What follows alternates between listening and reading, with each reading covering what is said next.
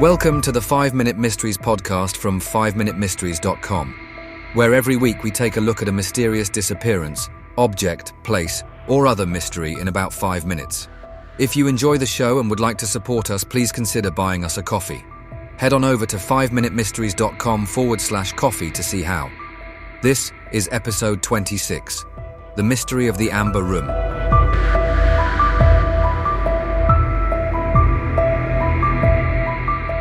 The Amber Room is one of history's most fascinating mysteries, a masterpiece of craftsmanship that disappeared without a trace during the chaos of the Second World War.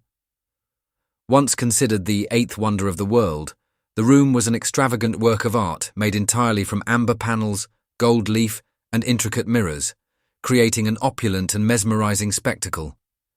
Its fate remains unknown, sparking decades of speculation, treasure hunts, and theories ranging from its destruction to its hidden preservation in a secret location. The origins of the Amber Room date back to the early 18th century, when it was originally constructed in Prussia. Commissioned by Frederick I of Prussia and designed by the sculptor Andreas Schlüter, the room was created by Danish craftsman Gottfried Wolfram and later refined by amber masters from Danzig. The panels were installed in the Charlottenburg Palace before being gifted to Peter the Great of Russia in 1716 as part of an alliance between the two nations. This generous gift impressed the Russian ruler, who had the Amber Room transported to the Catherine Palace in Tsarskoye Selo, near St. Petersburg. Over the years, the room was expanded and enhanced, becoming a symbol of Russian opulence and cultural pride. For over 2 centuries, the Amber Room stood as one of Russia's most treasured artworks, drawing admiration from visitors around the world. However, its fate took a dramatic turn during the Second World War. In 1941, as German forces advanced into Soviet territory during Operation Barbarossa, curators at the Catherine Palace attempted to protect the Amber Room by covering it with wallpaper in an effort to conceal it. This measure proved futile as the German forces were well aware of its location and value. The room was dismantled by Nazi troops and transported to Königsberg Castle in East Prussia, where it was put on display under the supervision of Erich Koch, the local Nazi leader. As the war turned against Germany and Allied forces approached, Königsberg became a target of heavy bombing by British and Soviet forces. By 1945, much of the city lay in ruins, and Königsberg Castle suffered severe damage. This is where the trail of the Amber Room goes cold. Some reports suggest that the panels were loaded onto a ship in a last-ditch attempt to move them before the Soviet Red Army arrived, but no confirmed sighting of the Amber Room has ever been made since. Theories about the room's fate abound. Some historians believe that it was destroyed in the bombings that ravaged Königsberg, either by fire or collapse. If that were the case, the extreme heat could have melted and incinerated the amber, leaving no trace behind. Others, however, argue that such a valuable artifact would not have been left to chance and that German officials likely ordered its evacuation before the city fell.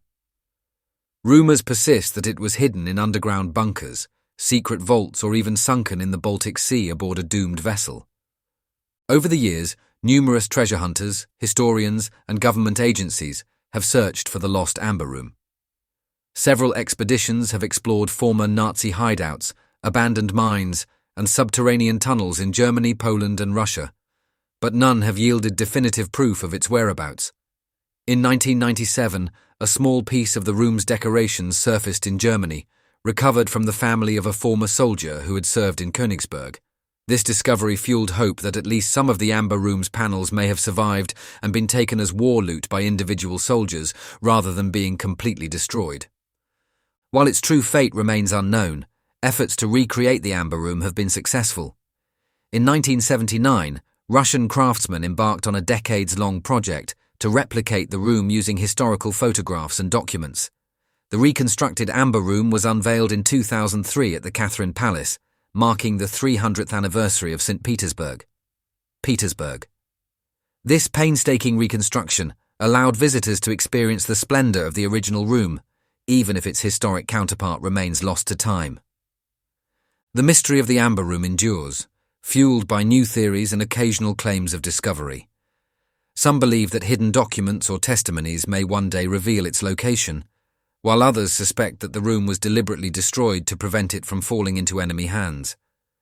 The possibility that it lies buried in an undiscovered bunker or hidden in the archives of a secret collector continues to inspire both professional and amateur investigators. What remains certain is that the Amber Room was one of the greatest artistic achievements of its time, a symbol of European craftsmanship and cultural exchange.